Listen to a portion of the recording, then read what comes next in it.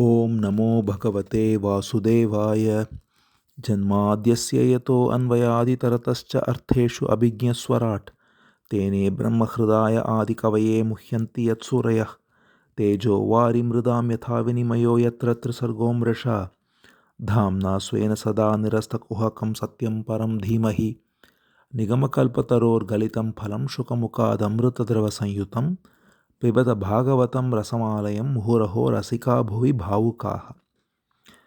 We now enter the third chapter of the 11th Skandha of Bhagavatam.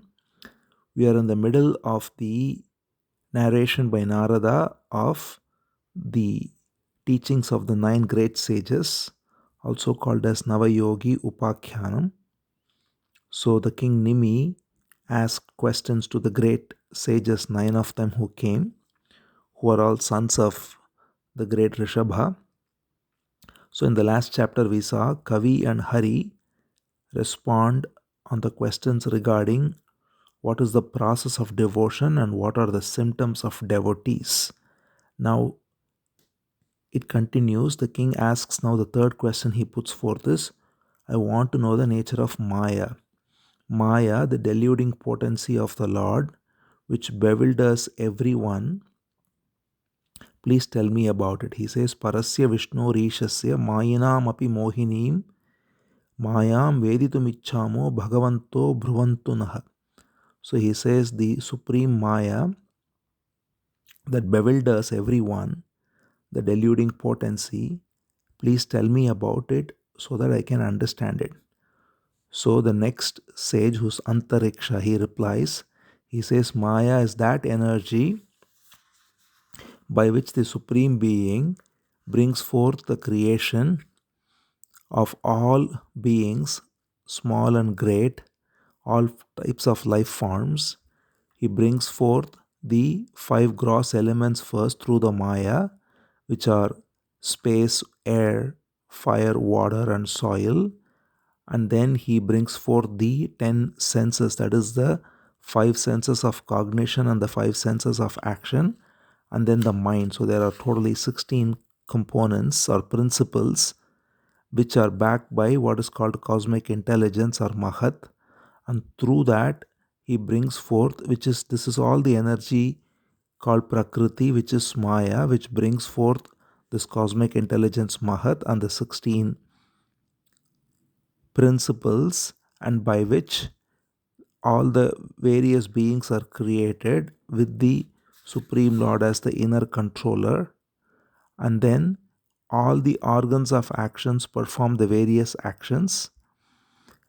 But the only effect of Maya, the most important effect in fact, is that the doer of the actions identifies himself with the body and thinks I am the doer. So that is, each being, though performing actions through the divine will, through the supreme energy which is Prakriti, also through the same energy, an aspect of this energy, this Maya, he imagines himself to be the doer and thereby gets caught in identification with the body as me, and that belongs to that which belongs to the body as mine, and thereby gets caught in this cycle of mundane existence.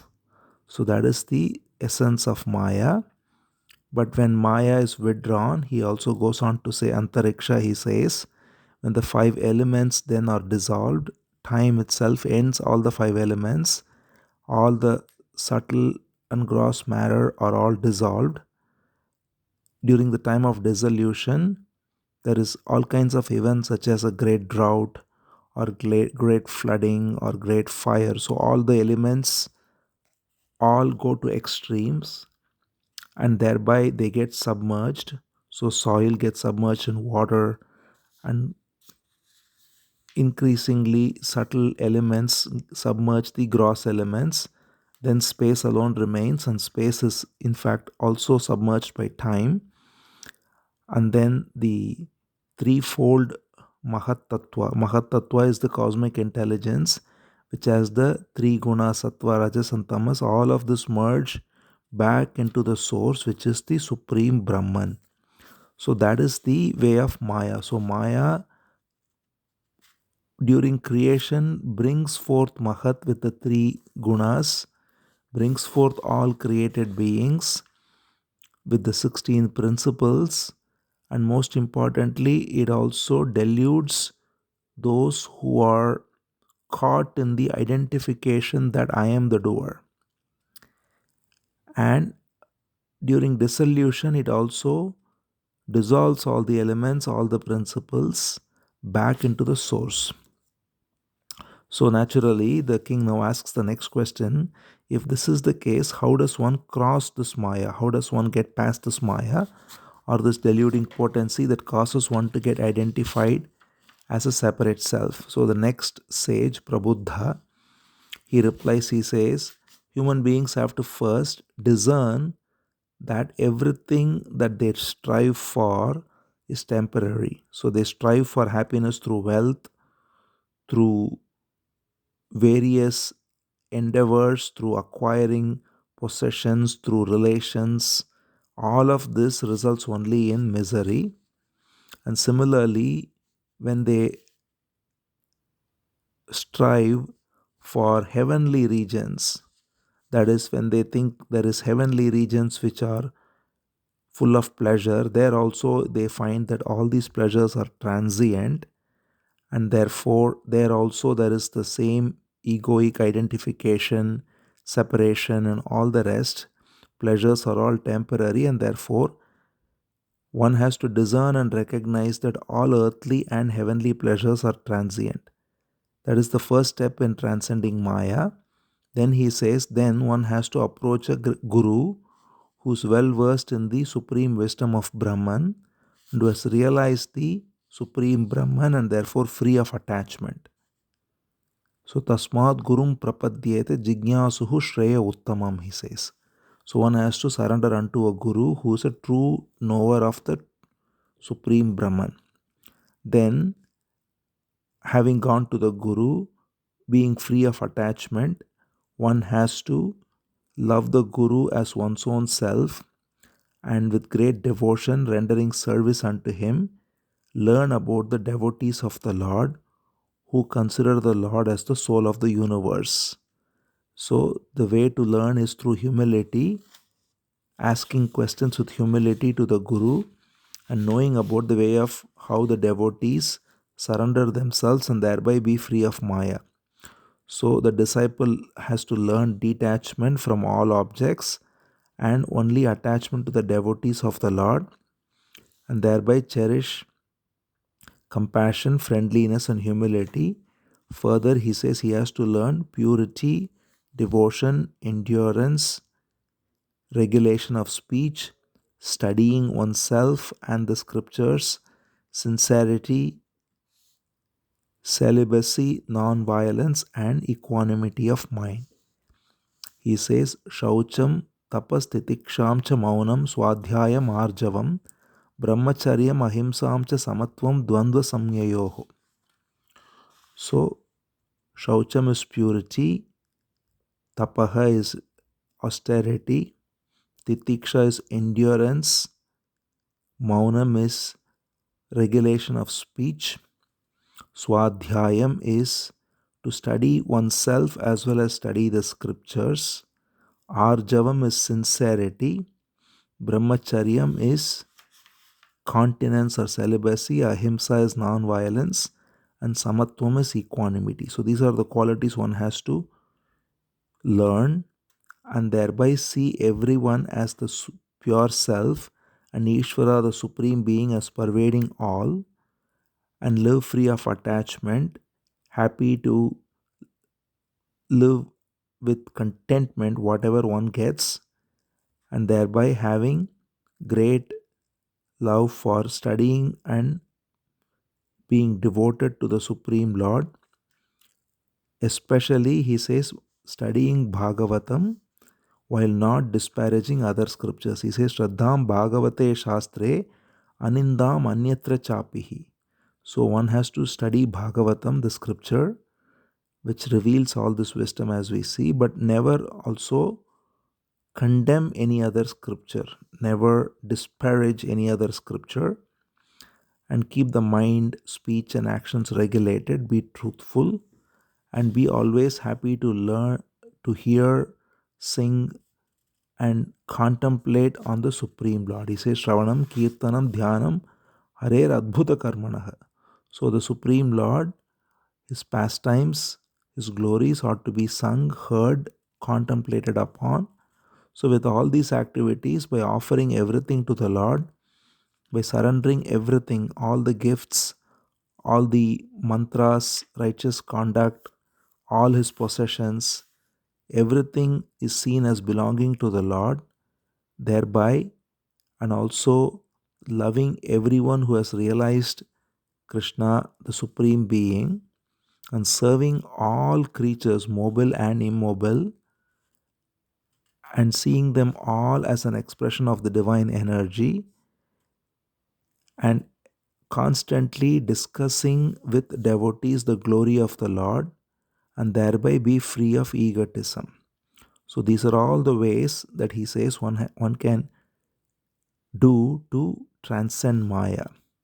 So discernment, by which there is no attachment to transient pleasures, approaching a guru, surrendering unto him, serving him, learning from him, being free of attachment, developing qualities such as purity, devotion, endurance, sincerity, and so on, seeing everyone as the pure self, seeing the Supreme Being pervading the whole universe, studying Bhagavatam while not condemning any other scriptures, being truthful, constantly taking delight in hearing, singing, and contemplating upon the Lord, offering all activities, all gifts, all mantras, everything to the Lord, and having friendship with those who have realized the Supreme Being as their own self, and serving all human beings with love, constantly discussing among devotees the glory of the Lord. So these are all the ways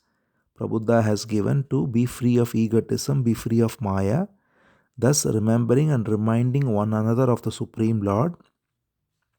Their devotion can turn into divine love, which results in rapturous joy, by which one is constantly in true happiness, bliss, and peace. This is the way of transcending the unfathomable Maya, he says. Iti Bhagavatan Dharman Sikshan Bhaktya Tadutteya Narayana Paro Maya Manjas Tarati Dustaram. The most difficult Maya is thus overcome by Bhagavatas, those who are devoted to the Lord, by following all these ways. Then Nimi asks the next question. He says, now what is the nature of Brahman, or the Supreme Self? So first he asks the nature of Maya and how to transcend Maya. Now he asks what's the nature of the Supreme Self, also called Narayana. He says, Narayana Abhidhanasya Brahmana Paramatmana. What is called as Narayana or Brahman or Paramatman? What is its nature?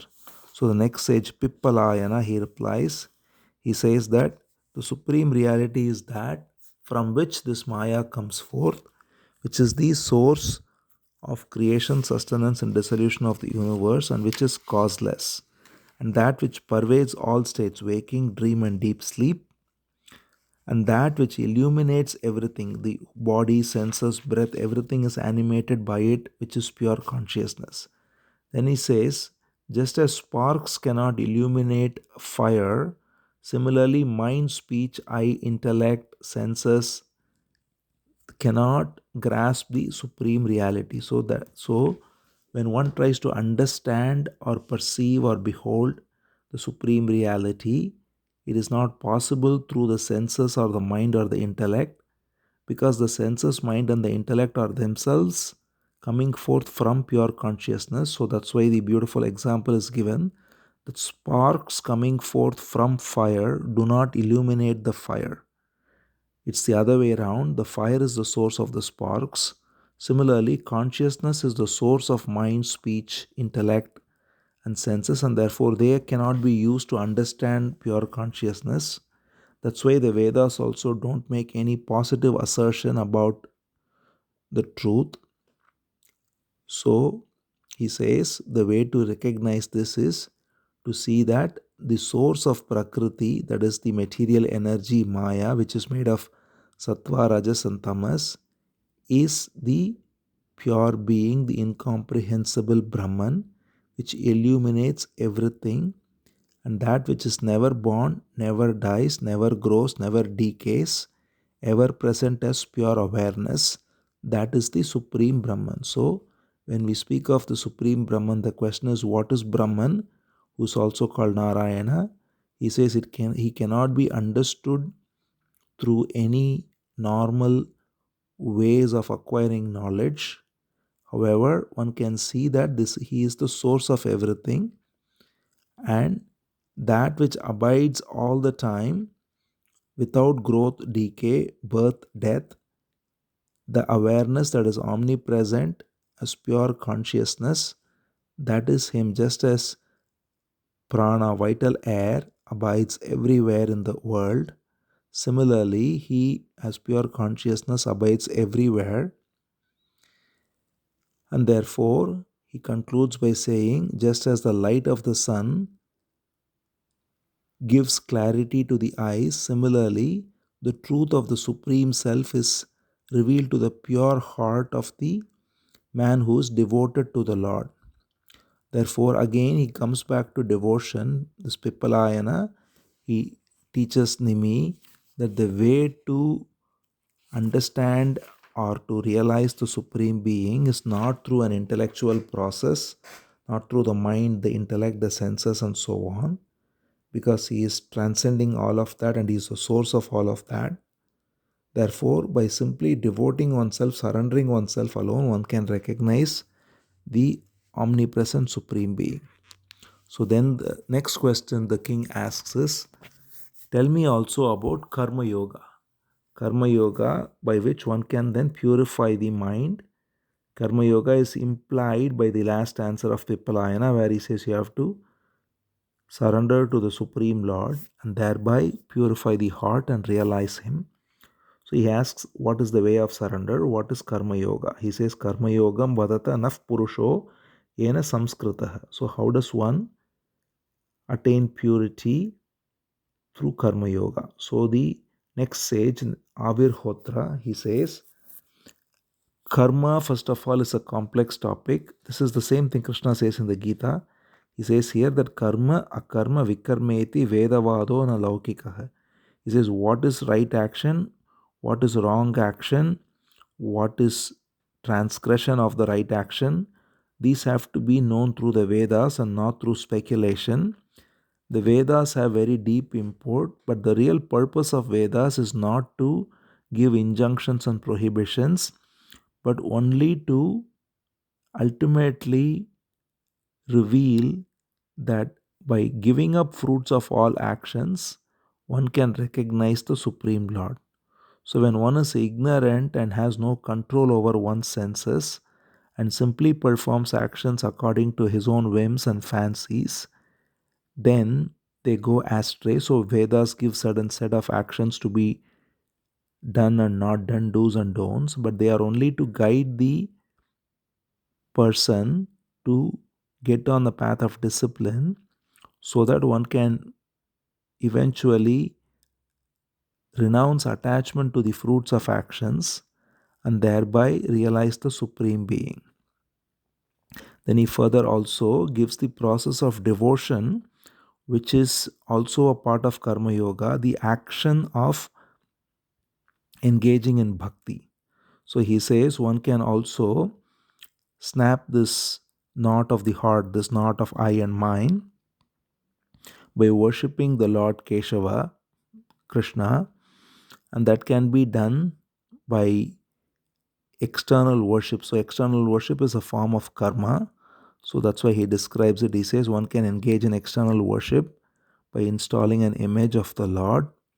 And then he gives the process of how to do that by observing cleanliness, purifying the body, and then making sure that all the articles of worship, such as flowers and fruits, are all very clean as well. The place is clean, and then there is water sprinkled, and then the deity is invoked through mantra, sacred mantra, and thereby the deity is worshipped with all the paraphernalia, whatever corresponds to the deity, and then the deity is bathed and then given ornaments, sandal paste, and then offered all the flowers and fruits as prasad, and thereby one can engage in such worship externally to purify the mind, and also sing hymns and prayers in praise of Krishna, in praise of Sri Hari, and thereby worship the Lord who permeates the whole universe in this particular form. And thus, by engaging in such worship and by installing the Lord in the heart, one can attain purity. And then he goes on to say, one can also worship the Lord not just as an image, but also in one's own heart, or even through the guest. So every guest, every human, every living entity can be seen as an embodiment of the Lord and worshipped as such. One can see the Lord's presence in one's own heart, but one can also externally install an image, as mentioned here, and consecrate that image with articles of worship and with mantra, and recognize that what one is worshipping is the same principle that's in one's own heart that permeates the whole universe, and thereby recognizing and surrendering to the source from which everything comes, even if the source is visualized and installed as an image. Recognize that it is the all-pervading Supreme Lord that is being worshipped, and thereby one can purify one's heart. So these are all the ways in which Avirhotra replies to the question of how to engage in Karma Yoga, that is, actions that can purify one's heart. With this chapter ends. We have seen the response of 6 sages so far. There are 3 more. We'll continue with them in the next chapter as well. Om Namo Bhagavate Vasudevaya.